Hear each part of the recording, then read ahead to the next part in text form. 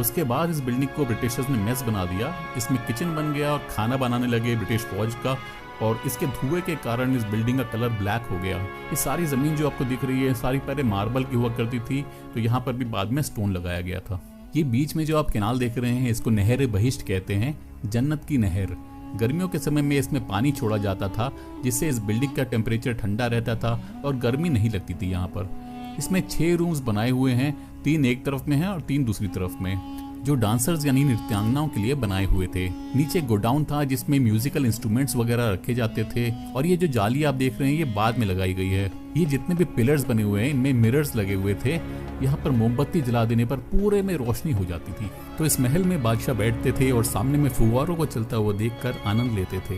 ये सामने में जो आप देख रहे हैं ये सिंगल पीस मार्बल का बना हुआ है। ये बिल्डिंग है खास महल। ये बादशाह के रहने का कक्ष था जो 3 बेडरूम सेट बनाया गया था। ये जितनी भी आपको नक्काशी यहाँ पर देखने के लिए मिल रही है इन सब पे गोल्ड लगा हुआ था। ये जो ऊपर में गुंबद देख रहे हैं आप, ऐसा आपने कई किले देखे होंगे, महल देखे होंगे, उनमें इसी तरह के गुंबद बनाए जाते हैं। ये पहचान होती है कि आम नागरिक दूर से देखकर पहचान सके कि बादशाह इस महल में रहते हैं। इस बुर्ज को मुसम्मन बुर्ज कहते हैं। मुसम्मन का मतलब होता है मिलना, दर्शन देना। उसके ठीक नीचे एक बालकनी बनी हुई है। बालकनी से बादशाह अपनी आम जनता को दर्शन दिया करते थे।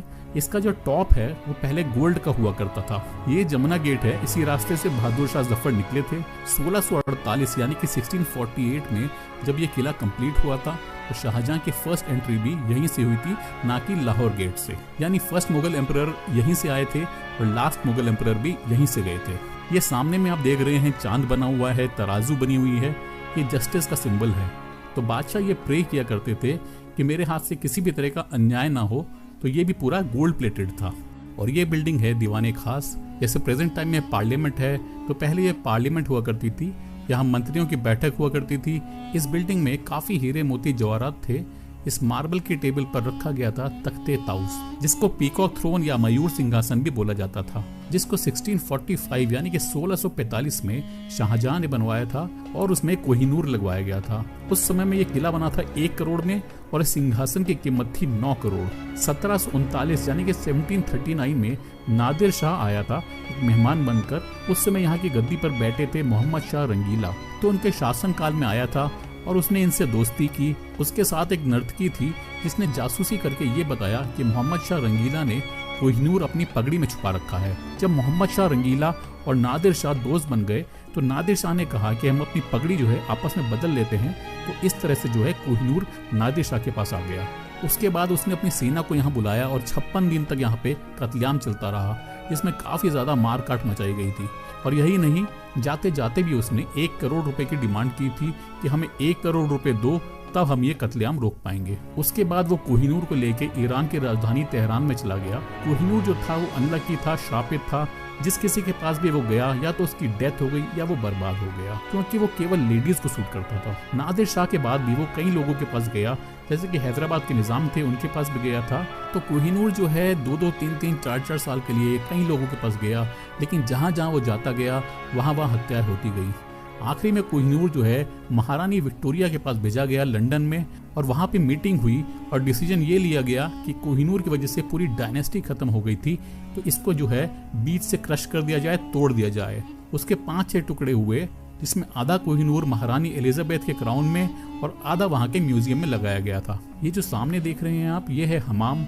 इसमें 3 बाथिंग टब बनाए गए थे, 2 गर्म ठंडे पानी के लिए और 1 रोज वाटर के लिए। जैसे आज के समय में हम अलग अलग खुशबू के साबुन यूज करते हैं, वैसे ही उस समय में रोज वाटर इस्तेमाल हुआ करता था। 1658 यानी कि 1658 में औरंगजेब ने अपने पिता शाहजहां को अरेस्ट कर लिया था और अपनी दोनों बहनों को यानी रोशनारा और जहानारा को नजरबंद करके आगरा फोर्ट में रखा था। तो आइए आगरा फोर्ट की वो जगह भी आपको दिखा देता हूँ जहाँ पे औरंगजेब ने अपने पिता शाहजहां को अरेस्ट किया था।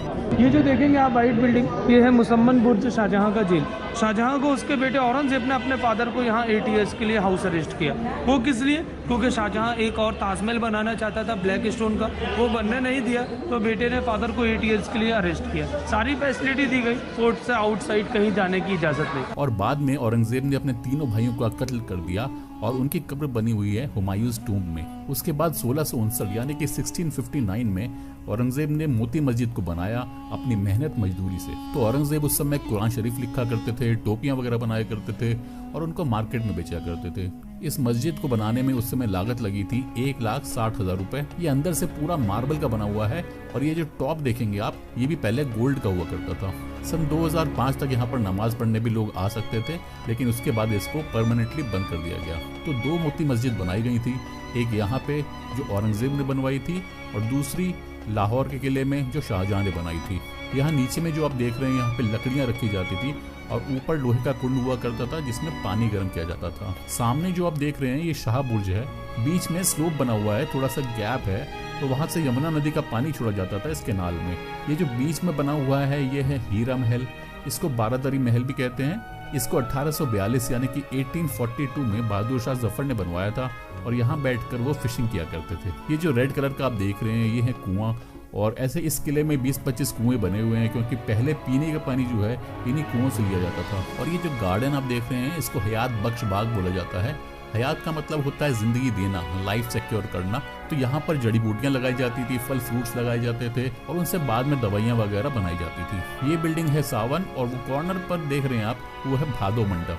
दोनों एक जैसी बिल्डिंग है, बीच में काफी सारे फाउंटेन्स चलाए जाते थे। ऐसा माहौल बना दिया जाता था जैसे कि बारिश हो रही हो, और बादशाह बैठकर इसमें मौसम का आनंद लिया करते थे। जैसे कि मैंने पहले भी बताया कि बहादुर शाह जफर राइटर भी थे, तो एकांत में बैठ के लिखने पढ़ने के लिए 1842 यानी कि 1842 में बनवाया था ये जफर महल। ये रेड कलर का आपको जो दिख रहा है ये जफर महल है, इसको जल महल भी कहा जाता है। 1947 यानी कि 1947 में इस किले में इंडियन आर्मी आ गई थी और इंडियन आर्मी के रहते हुए यहाँ पे 22 दिसंबर 2000 को टेररिस्ट अटैक हुआ था, जिसमें 2 आर्मी के जवान शहीद हो गए थे और एक सिविलियन भी मारा गया था। और बाद में इसी के चलते जो है आर्मी को यहाँ से हटा दिया गया था 2003 में, और उसके बाद से यहाँ पे CISF तैनात है। तो ये था दिल्ली के लाल किले का पूरा इतिहास। तो उम्मीद करता हूँ कि आपको मेरा ये वीडियो अच्छा लगा होगा, पसंद आया होगा आपको।